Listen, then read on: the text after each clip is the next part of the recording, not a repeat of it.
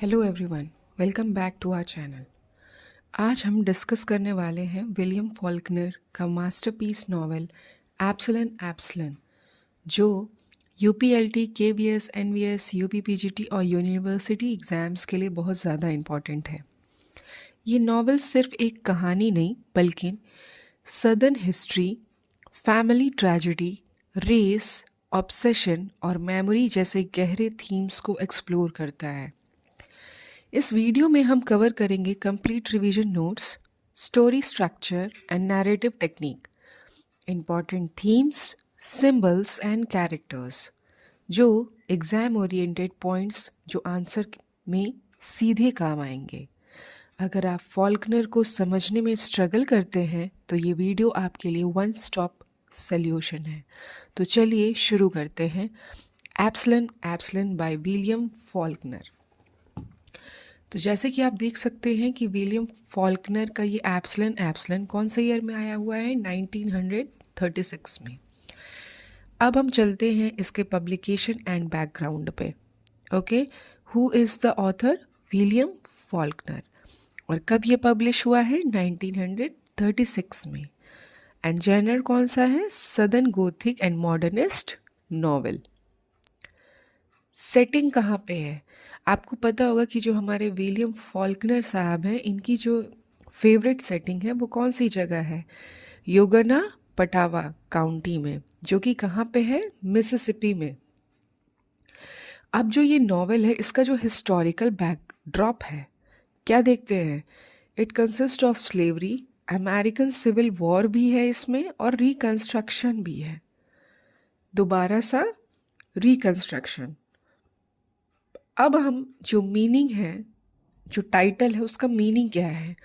एब्सलन एब्सलन, इसको कहाँ से लिया गया है? इसको लिया गया है from the biblical story of एब्सलन।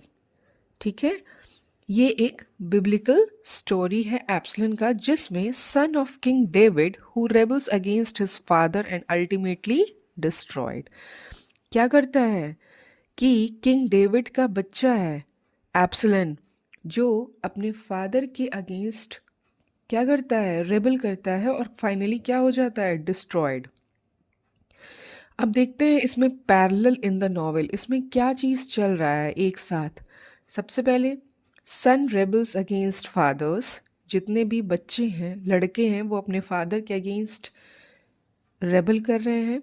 Family bonds are broken, family की जो बॉन्ड्स हैं वो भी क्या हो रही हैं? टूट रही हैं। Pride and ambition lead to ruin, और ये जो प्राइड एंड एम्बिशन है, इससे क्या हो रहा है? सब कुछ बर्बाद हो रहा है। अब हम इस नॉवेल के जो इम्पोर्टेंट कैरेक्टर्स हैं, जो इस नॉवेल को खास बनाते हैं, उनकी तरफ बढ़ते हैं। जैसे सबसे पहले Thomas Sutpen, he is central tragic figure. Okay, he is founder of Sutpen's 100 and the driving force of the novel. ये क्या है? इन्होंने सुतपेंस 100 एक घर बनाया है, ठीक है, जिसका नाम इन्होंने लिखा है सुतपेंस 100। और इन्हीं के इर्द गिर्द हमारा जो पूरा नॉवेल है वो चलेगा। और देखते हैं हम आगे।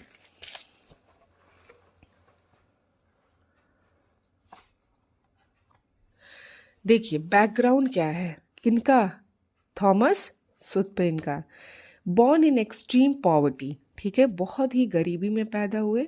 Humiliated as a child when denied entry into a plantation. Plantation का यहाँ पे मतलब है कि किसी का बहुत बड़ा आलीशान घर, उसके इर्द गिर्द बड़ा सा स्पेस हो, सब कुछ हो। तो इनको जब ये छोटे थे तो क्या किया गया था? इनको ह्यूमिलेट करके वहाँ से निकाल दिया गया था। क्यों? क्योंकि ये बहुत ही गरीब थे। फिर इन्होंने क्या सीखा उससे? Learns that power comes from land, slaves and whiteness. इनके मन में ये सारी विचार आए जब इनको भगाया। क्या आया? कि पावर जो है वो किससे आता है? लैंड से। अगर आपके पास बहुत सारा लैंड हो, स्लेव्स हो आपके, ठीक है, एंड आप वाइट हो। ठीक, अब हम बढ़ते हैं सुतपेंस डिज़ाइन की तरफ। क्या क्या करते हैं ये? ये लैंड एक्वायर करते हैं, बिल्ड अ ग्रैंड हाउस, एक बहुत ही आलीशान घर बनाते हैं, मैरी रिस्पेक्टेबल वाइट वुमेन, एक बहुत ही अच्छे घर की वाइट वुमेन से शादी करते हैं, और क्या करते हैं, प्रोड्यूस अ मेल हायर, ठीक है, और अपने घर के लिए वारिस को पैदा करते हैं, एंड साथ ही साथ इस्टेब्लिश अ डायनेस्टी, ठीक, और एक अपना साम्राज्य बनाते हैं। कौन कर रहा है ये? थॉमस सुतपेंस। अब देखिए कैरेक्टर्स ट्रेट्स कैसे हैं वो व्यक्तिगत, एक्सट्रीमली एम्बियश, इमोशनली कोल्ड, ठीक है, रेसिस्ट एंड पेट्रियार्कल, हम जैसे कि देख रहे हैं, रेसिस्ट यानी कि काला और सफ़ेद में भेदभाव, और patriarchal male dominating society, and treats people as tools, और लोगों को कैसे ट्रीट करते हैं, टूल्स के जैसे। अब इस पूरे नॉवेल में एक ट्रैजिक फ्लो है जिसको हम लोग कहते हैं हमार्शिया। ये बहुत इंपॉर्टेंट वर्ड है हमारे लिटरेचर पोर्शन का, इसीलिए मैंने इसको थोड़ा डिस्क्राइब कर दिया है। क्या होता है? Often translated as tragic flaw is a literally term originating from Aristotle's poetic referring to. ये कहाँ से ये वर्ड निकला है? एरिस्टोटल्स पोएटिक्स से, ठीक है। क्या बताते हैं, इसके कहने का मतलब क्या है? A protagonist fatal error in judgement, action और कैरेक्टर डिफेक्ट, मतलब जो मेन कैरेक्टर है नॉवेल का, वो उसके जजमेंट में, एक्शन में और कैरेक्टर में क्या होता है? डिफेक्ट होता है, और जिसकी वजह से क्या होता है? It causes the hero's downfall from high status to misery, और जिसके वजह से क्या होता है, जो हीरो का स्टेटस है वो डाउनफॉल हो जाता है, वो बहुत ही कम हो जाता है। कहाँ से? हाई स्टेटस टू माइजरी, और driven by a mistake rather than purely evil intent, ठीक है। और क्या करते हैं, अक्सर अपनी गलतियों से ये बहुत बड़ा बड़ा अपराध कर लेते हैं, ठीक है। अब देखिए फाइनली हम ये देख रहे हैं कि इसमें इनका जो बेसिक है वो क्या है, इनका जो बेसिक नेचर है ह्यूब्रिस। ह्यूब्रिस का मतलब होता है एक्सेसिव प्राइड। जब इन्होंने ये सब हासिल कर लिया तो इनके अंदर एक अलग ही प्राइड आया, लेकिन फिर और साथ ही साथ क्या है, ऑब्सेशन विथ रेशियल प्योरिटी। इनको रेशियल प्योरिटी भी बहुत ही ज़्यादा पसंद है, मतलब कि गोरे लोग से इनको लगता है कि सारी चीज़ें हमारे फेवर में होगी। अब क्या होता है, इनका डाउनफॉल भी देखेंगे। जब किसी का क्या होता है, राइज होता है, तो डाउनफॉल भी होगा। अब हम बढ़ते हैं डाउनफॉल की तरफ। ये इनका डाउनफॉल कहाँ से शुरू होता है? When he rejects his first wife and son Charles born, ये अपने पहले वाइफ और अपने सन जिसका नाम है चार्ल्स बॉर्न को रिजेक्ट करते हैं, और फिर उसी के साथ क्या होता है, his design collapses through incest, fratricide and murder, ठीक। और फाइनली जो इतना बड़ा इन्होंने साम्राज्य बनाया है वो कैसे कोलैप्स हो जाता है? इंसेस्ट से, मतलब कि इनके कोई भी वंश नहीं बनते हैं। फैट्रिसाइड मतलब जो भाई है एक भाई को मार देता है, ठीक है, और मर्डर होता है, और फाइनली ये खुद भी मर जाते हैं। किससे? वॉश जोन्स द्वारा। वॉश जोन्स द्वारा इनको मार दिया जाता है, और इसी के साथ इनका अंत हो जाता है और इनके पास कुछ भी नहीं बचता है, ठीक। अब हम चलते हैं, जो सेकंड मोस्ट इम्पॉर्टेंट कैरेक्टर है वो चार्ल्स बॉर्न, जो कि इनके पहले शादी का लड़का है। जो इनकी वाइफ है, she is from negro ancestry. अब हम चलते हैं इसमें, son of Sutpen's first marriage, partially of African descent, Judith Sutpen's lover. ये जूडिथ जो है ये थॉमस सुतपेन की बेटी है, दूसरी शादी की बेटी है, उनसे ये इनका क्या होता है, उनके ये लवर बन जाते हैं। अब इनकी जो पर्सनालिटी है वो कैसी है? चेरिस्मेटिक, कल्चर्ड, मिस्टीरियस, इमोशनली डिस्टेंट, ठीक। अब रोल इन द प्लॉट, इनका रोल क्या है इस प्लॉट में, इस नॉवेल में? बिफ्रेंड्स हेनरी सुतपेन एट यूनिवर्सिटी। ये जो हेनरी सुतपेन है, जो कि थॉमस सुतपेन के जो शादी किया इन्होंने दूसरी, उसमें ये हेनरी सुतपेन एक लड़का हुआ और जूडिथ जो है लड़की हुई है। तो इन्हीं से ये अपने दोस्ती को किसमें, दगाबाजी में बदल देते हैं और intents to marry Judith despite knowing the truth. और ये जानते हैं कि जूडिथ तो है वो क्या है, इनकी बहन है, फिर भी ये शादी करना चाहते हैं। सिग्निफिकेंस क्या है, embodies the suppressed past, victim of racism and rejection, represents racial ambiguity. ठीक है, अब क्या चीज़ें हावी पड़ रही हैं, सबसे पहले तो जो पास्ट रहा है इनके फादर का, उसको ये भी सफ़र कर रहे हैं, ठीक, और उसके वजह से रेशिज्म को ये भी सफ़र कर रहे हैं, और साथ ही साथ जो रिजेक्शन मिल रही है सोसाइटी से उसको भी, और ये गोरे और काले को भी रिप्रेजेंट कर रहे हैं। और फाइनली इनकी भी डेथ की कर दी जाती है, किसके द्वारा, murdered by Henry Sutpen to prevent miscegenation. ठीक है, जो हेनरी सुतपेन है वो इनको मार देता है, किस लिए, मिस जेनेशन की वजह से। What is the word miscegenation, sexual relation और marriage between people of two different races such as a white person and a black person. ठीक है, मतलब कि दो डिफरेंट रेसेस की शादी ना हो, उसी प्रोसेस को मिस जेनेशन कहते हैं।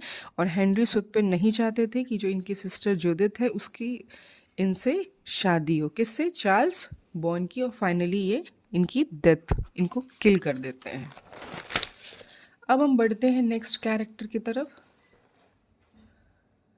नेक्स्ट कैरेक्टर है हमारा एलन कोल्डफील्ड सुतपेन। ये कौन है, ये जो है हमारी वाइफ है, किसकी किसकी वाइफ है, चार्ल्स की थॉमस सुतपेन की। Ellen Coldfield is Sutpen's wife and the daughter of a respectable merchant family. ये सुतपेन की वाइफ है, थॉमस सुतपेन की, और साथ ही साथ एक रिस्पेक्टेबल मर्चेंट फैमिली की बेटी हैं। She is gentle, passive and emotionally weak. कैसी हैं वो एक जेंटल हैं, पैसिव हैं और इमोशनली वीक हैं। Though she brings social respectability to Sutpen, और इन्हीं की वजह से सोशली रिस्पेक्ट मिलता है किसको, थॉमस सुतपेन को। She is unable to control और इन्फ्लुएंस हिम, बट क्या होता है, वो थॉमस सुतपेन को ना ही कंट्रोल कर पाती है ना ही इन्फ्लुएंस कर पाती है। और फिर उसके बाद क्या होता है, उसका क्या रिजल्ट होता है, Ellen lives in fear of Sutpen's dominance, और इसी की वजह से वो सुतपेन के डोमिनेंस में रहती हैं, and withdraws into illness and silence, और इसकी वजह से वो बीमार हो जाती है और अपने आप को शांत कर लेती है।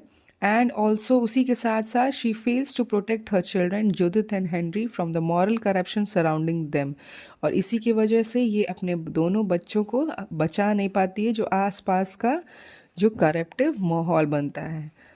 So in this novel she is representing the helpless southern women, ठीक है, moral weakness within respectable society. अपने फादर के मतलब अपने हस्बैंड की वजह से क्या है, बहुत ज़्यादा रिस्पेक्ट नहीं मिल रही है, और इमोशनल फ्रेजिलिटी अंडर पेट्रियार्की, और कहीं ना कहीं ये बहुत ही ज़्यादा क्या है, पेट्रियार्की मेल डोमिनेंस सोसाइटी से बेचारी पीड़ित है।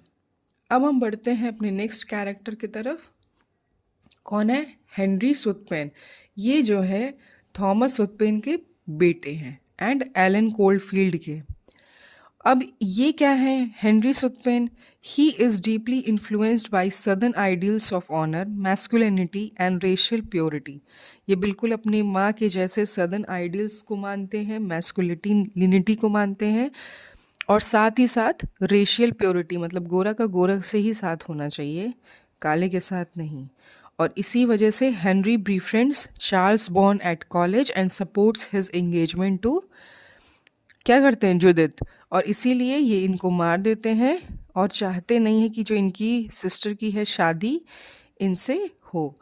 However, when Henry learns that Bond is both his half brother and racially mixed, he faces a moral crisis।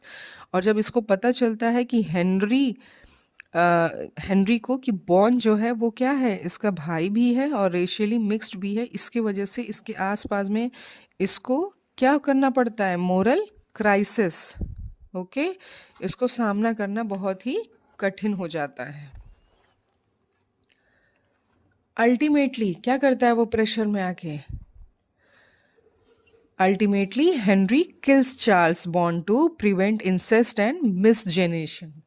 और ये जो है गुस्से में आके प्रिवेंट, क्या बचाने के लिए?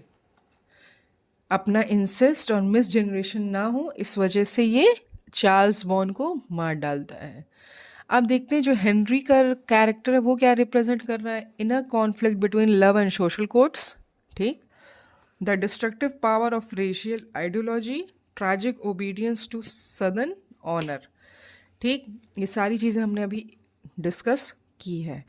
और फाइनली इन सब का रिजल्ट क्या होता है इस बच्चे का? His life becomes one of exile and guilt, ठीक। अब देखते हैं हमारा फिफ्थ है जूडिथ, जो सिस्टर है उसका क्या कैरेक्टर है। Judith Sutpen, Sutpen's daughter is a quite dignified and emotionally strong women, ठीक है, वो शांत है, डिग्निफाइड है और बहुत ही इमोशनली स्ट्रॉन्ग है। She loves Charles Bond deeply and remains loyal to him even after learning the truth about his identity. वो चार्ल्स बॉन्ड से लॉयल रहती है उसकी सच्चाई जानने के बावजूद। Unlike main characters, Judith does not act violently, जितने जैसे मेल कैरेक्टर्स बहुत ही वॉयलेंटली बिहेव कर रहे हैं, ये नहीं एक्ट कर रही है। Instead she endures suffering silently, accepts loss and care for Bond's son. ये सब कुछ जानती हुए भी वो चुपचाप साइलेंटली अपने जीवन को आगे बढ़ा रही है और साथ ही जो चार्ल्स बॉन्ड का बेटा है उसका ख्याल रखती है। और ये क्या क्या रिप्रेजेंट कर रही हैं? फीमेल एंड्योरेंस, ठीक है, जो क्वालिटी होती है महिलाओं में। साइलेंट रेजिस्टेंस, चुपचाप मुंह बंद के चीज़ों को आगे बढ़ाना। इमोशनल स्ट्रेंथ विदाउट पावर, और अंदर ही अंदर से वो स्ट्रांग है बिना किसी पावर के। और इसमें इस पूरे नावल में Judith is one of the most sympathetic characters in the novel. अब हम बढ़ते हैं हमारे सिक्स्थ कैरेक्टर। कौन है? मिसेस रोजा कोल्डफील्ड। ये कौन है? रोजा कोल्डफील्ड इज एनल्स sisters and one of the main narrators of the novel, ठीक है, ये नैरेटर है हमारे नॉवल की। She is bitter, emotional and obsessed with hatred of Thomas सुतपेन।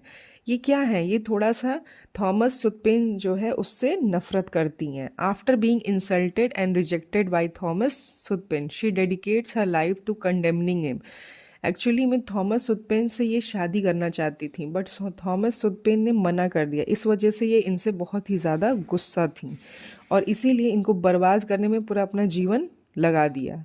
Her narration is highly subjective, filled with exaggeration and emotional intensity, ठीक। She shapes the story through personal resentment rather than factual accuracy. वो अपने personal जो तकलीफ हुई उसको वो priority दे के factual accuracy को इन्होंने किनारे कर दिया। अब देखिए ये क्या बताती हैं? Personal trauma, though she was rejected by Thomas Sutpen, therefore disordered memory, ठीक है, female rage in a patriarchal society, ठीक। And she shows how history is shaped by emotion rather than truth. ये एक चीज़ और रिप्रेजेंट कर रही हैं कि कैसे जो है इमोशनल जो होता है, इमोशंस वो ज़्यादा हमारे फ्यूचर को बनाता है, ना कि सच्चाई। अब हम बढ़ते हैं मिस्टर कोल्डफील्ड। मिस्टर कोल्डफील्ड कौन है? ये एलन और रोज़ा, ये दोनों बहन हैं, इनके फादर हैं, ठीक। He is a rigid moralist and religious fanatic. He disapproves of Sutpen and eventually withdraws from society, living in isolation. ये इतना ज़्यादा जो है थॉमस सुतपेन से परेशान हो जाते हैं कि वो पूरा रिश्ता नाता जो है थॉमस सुतपेन से ख़त्म करते हैं और अकेले कहीं जाके एकांत में रहते हैं। और ये क्या रिप्रेजेंट कर रहे हैं? मॉरल एक्सट्रीमिज्म, पैसिव रेजिस्टेंस और रिलीजियस हाइपोक्रेसी, ठीक। He withdrawal highlights the failure of moral idealism to confront evil directly. मतलब वो जो थॉमस का जो काम है जो उसने किया था उसको वो क्या कर पाए? डाइजेस्ट नहीं कर पाए और इसीलिए उनसे वो विड्रॉ कर लिए।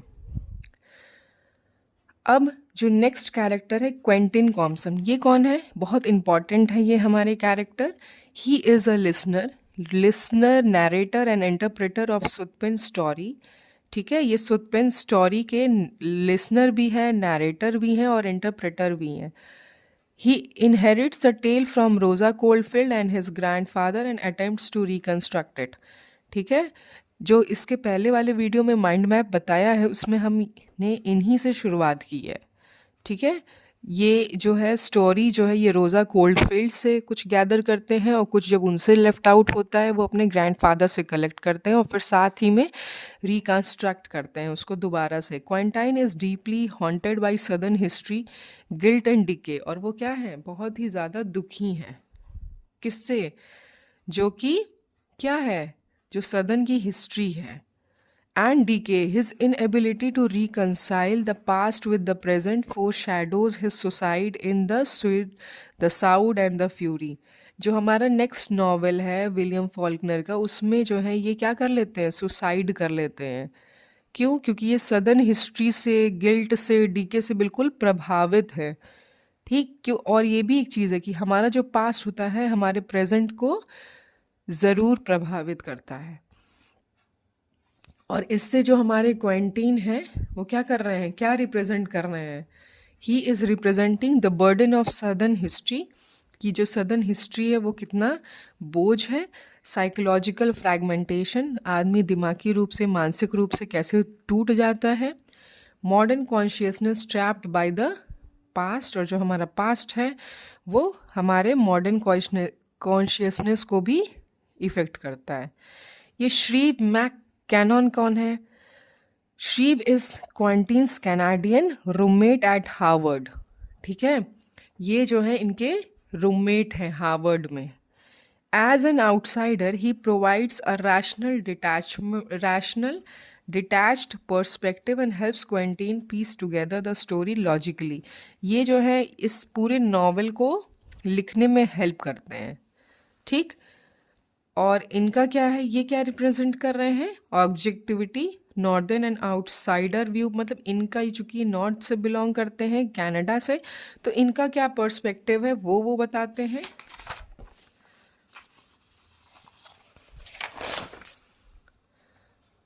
और साथ ही साथ रैशनल रिकंस्ट्रक्शन ऑफ हिस्ट्री। ठीक, टुगेदर ये दोनों लोग, Quentin and Shreve shows that history is a collaborative interpretation, not absolute truth. और एक चीज़ निकल के आती है कि हिस्ट्री जो है ये एक कोलैबोरेटिव इंटरप्रिटेशन है। किसका? दूसरे जगह का, यानी कि सदर्न और नॉर्दर्न का अनकम्प्लीशन है वो। अब हमारा एक और कैरेक्टर है, वो है क्लाइमेटेमिस्ट्रा। इनको क्लाइटी सुतपिन कहते हैं। ये कौन है? क्लाइटी इज सुतपेन्स डॉटर, ठीक है, बाय अ स्लेव वुमेन। ये भी जो है थॉमस सुतपेन की ही बेटी हैं, but from a slave women. She is loyal, silent and devoted to the Sutpen's household. वो चुपचाप बहुत ही शांति से जो कि सुतपेन का घर है उसको वो देखती है। Despite being marginalised racially and socially, she remains faithful to the family. हालांकि उसको हर तरीके से उसको परेशान किया जाता है, लेकिन फिर भी वो इनके फैमिली की तरफ फेथफुल रहती है। At the end of the novel she Sutpen's house destroying the physical symbol of his legacy. ठीक है, फाइनली ये जो है क्या कर रही हैं, ये भी इस पूरे हाउस का जो लीगेसी है उसको डिस्ट्रॉय कर रही है। तो क्या है? Racial oppression, tragic loyalty, final judgement of Sutpen's design. अब इसमें एक और कैरेक्टर है हमारे, वॉश जोन्स। ये कौन है? He is a poor white man who initially worships Sutpen. ये भी जो है एक सुतपेन को बहुत ही ज़्यादा मानता है। लेकिन जब सुतपेन जो है उनकी ग्रैंड डॉटर है मिली, ठीक है, यहाँ पे ग्रैंड डॉटर है, उसका नाम है मिली,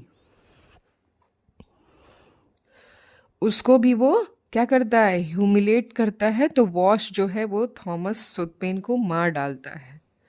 ठीक है, और वो क्या रिप्रेजेंट कर रहा है? क्लास रिसेंटमेंट, मतलब कि अगर वो एक पुअर है तो भी the collapse of false loyalty, ठीक, जो झूठा एक लॉयल्टी है उसका पूरा डाउनफॉल। क्यों? क्योंकि ये पहले लॉयल थे ना तभी, लेकिन फिर भी मार डाला। And violence bread by social in equality, और सोशली जब इन इक्वालिटी को फेस किया तो उसको वो सह नहीं पाए, और उसी का रिजल्ट है उनका किसको मार देना? थॉमस सुतपेन को।